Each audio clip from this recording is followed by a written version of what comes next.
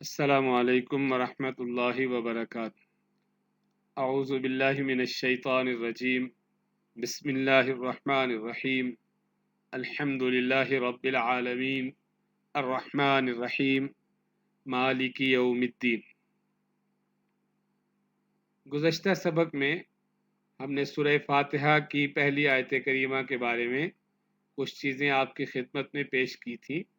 یہ دوسری آیت کریمہ ہے اور اللہ تعالیٰ کے اسماء حسنہ میں سے دو اسماء یہاں ذکر ہوئے ہیں، الرحمن الرحیم۔ دونوں میں صفت رحمت کا ذکر ہے اور دونوں مبالغے کے صیغے ہیں، اور جیسے بسم اللہ کے ضمن میں جب ہم نے بات کی تھی بسم اللہ الرحمن الرحیم، وہاں بھی یہ دونوں صفات آئی تھی، تو ہم نے آپ سے عرض کیا تھا کہ ان میں وسعت اور کثرت کا ذکر ہے، یعنی رحمان وہ ذات جس کی رحمت ہر چیز کو اپنے اندر سمیٹے ہوئے، بہت وسعت ہے، ایسی وسعت ہے کہ کوئی چیز اس کی رحمت سے باہر نہیں ہے۔ اسی لیے دنیا میں آپ دیکھتے ہیں کہ ہر کوئی اس کی نعمتوں سے فائدہ اٹھا رہا ہے، ہر چیز چاہے وہ ماضی میں تھی یا اب ہیں یا آئندہ پیدا ہوں گی، جتنی مخلوقات ہیں، حتیٰ کہ اس کے فرما بردار ہیں یا اس کے نافرمان ہیں، سارے اس کی رحمت سے فائدہ اٹھا رہے ہیں۔ اور اللہ تعالیٰ کی صفت رحیم اس میں کثرت ہے، اور اس کا ظہور، بھرپور ظہور جو ہے وہ قیامت میں اس طرح ہوگا کہ یہ رحمت خالص اپنے بندوں کے لیے وہ کر دے گا، یعنی وہاں صرف اس کی رحمت سے فائدہ اس کے وفادار اٹھائیں گے، اور اس کے جو غدار ہیں، جو اس کے انکار کرنے والے ہیں، وہ اس کی رحمت سے اس دن محروم ہو جائیں گے۔ تو وہاں صفت رحیم کا جو ہے وہ اظہار ہوگا۔ ہم نے پچھلی آیت کریمہ کے ضمن میں یہ بھی آپ سے عرض کیا تھا کہ اس سورت کی ابتدائی 3 آیتوں میں اللہ تعالیٰ کی حمد و ثنا ہے، اور آخر پہ جو آیتیں ہیں 3 اس میں دعا سکھائی گئی ہے انسان کو، اور درمیانی آیت جو ہے وہ اللہ کی حمد و ثنا بھی ہے اور دعا بھی ہے۔ تو پہلی 3 آیتوں میں ہم نے اللہ تعالیٰ کی حمد و ثنا بھی سیکھی، اور ساتھ ہی بہت ہی پیارے انداز میں ہمیں وجود باری تعالیٰ اور اللہ تعالیٰ کی توحید بھی سمجھا دی گئی۔ اور اس کے بعد اگلی آیت کریمہ میں آخرت کا ذکر آ رہا ہے، اور فرمایا مالک یوم الدین۔ مالک وہی لفظ ہے جو اردو میں بھی استعمال ہوتا ہے، اور یوم بھی دن کے لیے لوگ استعمال کرتے ہیں، اگرچہ کم استعمال ہوتا ہے، لیکن یوم کا بھی استعمال ہماری اردو میں ہوتا ہے دن کے لیے۔ تو مالک جیسے کسی چیز کا مالک کہا جاتا ہے، مالک آگے یوم، اور اگلا لفظ آ گیا الدین۔ دین لفظ جو ہے یہ کئی معانی میں قرآن پاک میں استعمال ہوا ہے، مثلا مذہب و شریعت کے معاملے میں سورہ آل عمران میں آیا ہے، افغیر دین اللہ یبغون، کیا یہ اللہ کا دین چھوڑ کے کچھ اور تلاش کر رہے ہیں، کوئی اور دین تلاش کر رہے ہیں۔ اسی طرح ملکی قانون کے معنی میں بھی آیا ہے، یہاں سورہ یوسف میں یوسف علیہ السلام اپنے بھائی کو رکھنا چاہ رہے تھے، اور وہاں اللہ تعالیٰ نے انہیں ایک ترکیب سمجھائی، ان کے ذہن میں ڈال دی، اور وہ انہوں نے اس پہ عمل کیا۔ تو وہاں وہ بات اللہ نے فرمائی ہے ما کان لیأخذ اخاہ فی دین الملک، کہ وہ بادشاہ کے دین یعنی بادشاہ کے قانون کے مطابق تو وہاں وہ اپنے بھائی کو نہیں روک سکتے تھے۔ اور اسی طرح سورہ نحل میں اطاعت کے معنی میں آئی ہے، یہی لفظ آیا ہے وَلَهُ مَا فِي السَّمَاوَاتِ وَالْأَرْضِ، زمین و آسمان میں جو کچھ ہے یہ سب صرف اور صرف اللہ کی ذات کا ہے، کوئی مالک ہے۔ اور وَلَهُ الدِّينُ وَاصِبًا، اور یہ جو اطاعت ہے یہ دائمی، ہمیشہ، ہر حال میں اسی کے لیے،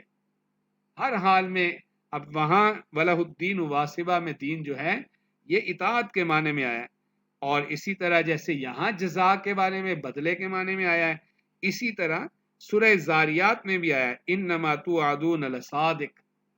تو جو تم سے وعدہ یا تمہیں وہ جو دھمکی دی جا رہی ہے کہ آئندہ یہ ہو جائے گا، وہ بالکل سچی بات ہے۔ اور وہ ان الدین لواقع، وہ جو بدلے کا جزا کا معاملہ ہے نا، وہ بالکل ہو کے رہنے والا ہے، واقع ہونے والا ہے، اس میں کوئی شک شبہ نہیں ہے۔ تو یہاں پر دین کا لفظ جو ہے یہ جزا کا مطلب یہ ہے کہ نیک اعمال کا بھی بدلہ اور برے اعمال کا بھی بدلہ، جزا میں دونوں آ جاتے ہیں، یعنی اچھے اعمال کا اچھا بدلہ، برے اعمال کا برا بدلہ،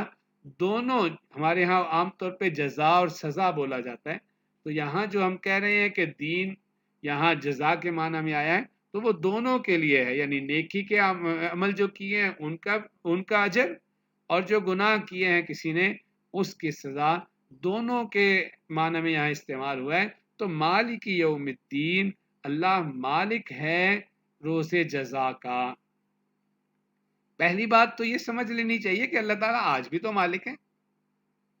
تو یہ کہنے کی ضرورت کیا پیش آئی کہ وہ مالک ہے جزا کے دن کا؟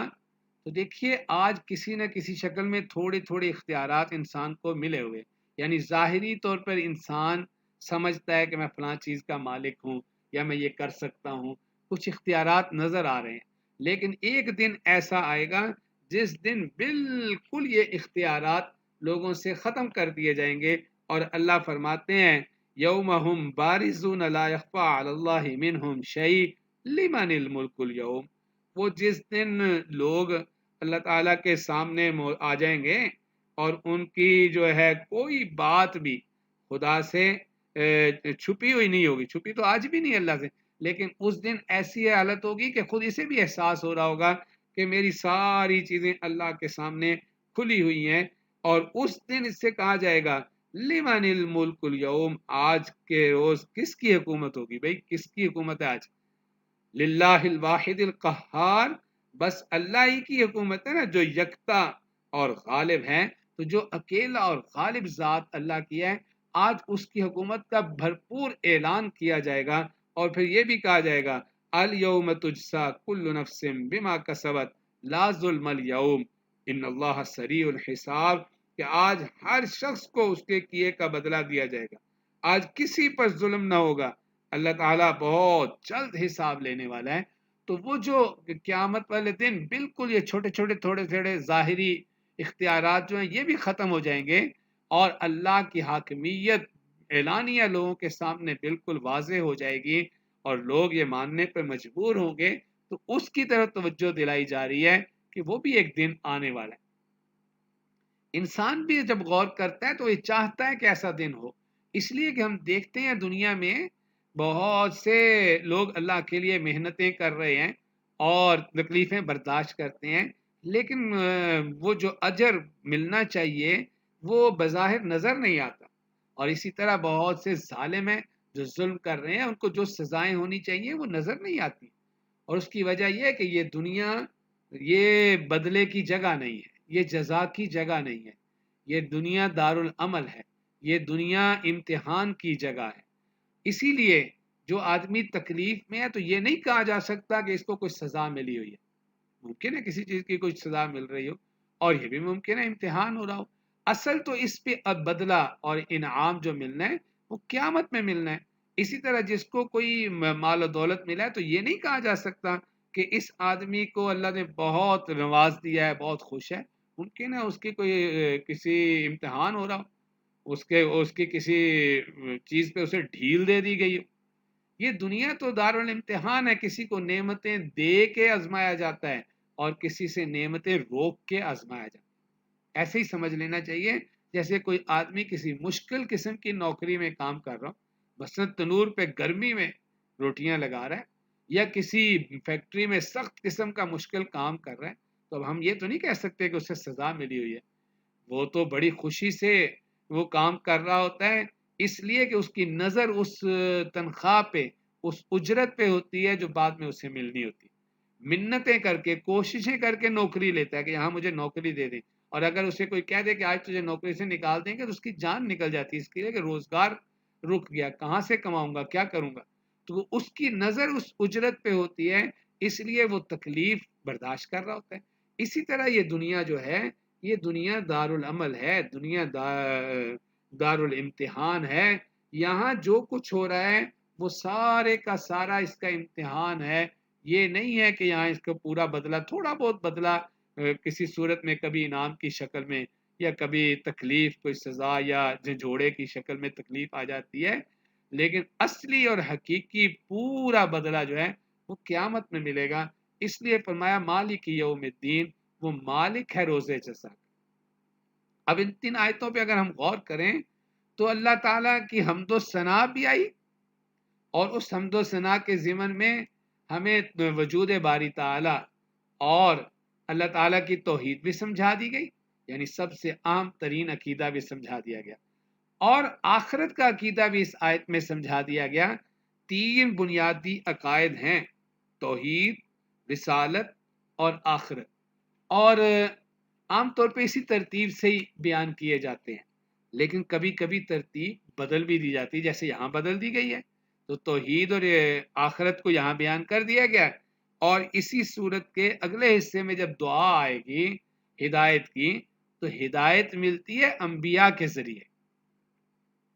تو ضمناً اس کا مطلب یہ ہوا کہ وہاں رسالت کی بات بھی آ گئی کہ رسالت پر بھی ایمان لانا ہے، رسالت بھی کوئی عقیدہ ہے. تو ضمناً رسالت کا عقیدہ بھی وہاں سمجھا دیا گیا ہے. اور مفسرین نے یہ بھی نقطہ بیان فرمایا ہے کہ یہ رسالت کا جو موضوع ہے اس کو بعد میں لانے کی وجہ کیا ہوئی، تو وہ کہتے ہیں کہ ایک وجہ یہ بھی سمجھ آتی ہے کہ آگے سورہ بقرہ کی بالکل ابتدا میں وہ جو طلب ہدایت تھی اس کا جواب آ رہا ہے، ہدایت کی بات شروع ہو رہی ہے، تو اس لیے اس کے ساتھ گویا کہ اس کو جوڑ دیا گیا ہے. تو یہ پہلی 3 آیات میں اللہ تعالیٰ کی حمد و ثنا بھی ہے، اور اسی طرح اس کے ساتھ ساتھ توحید اور آخرت کا عقیدہ بھی ہمیں سمجھا دیا گیا ہے. اللہ تعالیٰ ہم سب کو سمجھنے کی اور صحیح عمل کرنے کی توفیق عنایت فرما دے.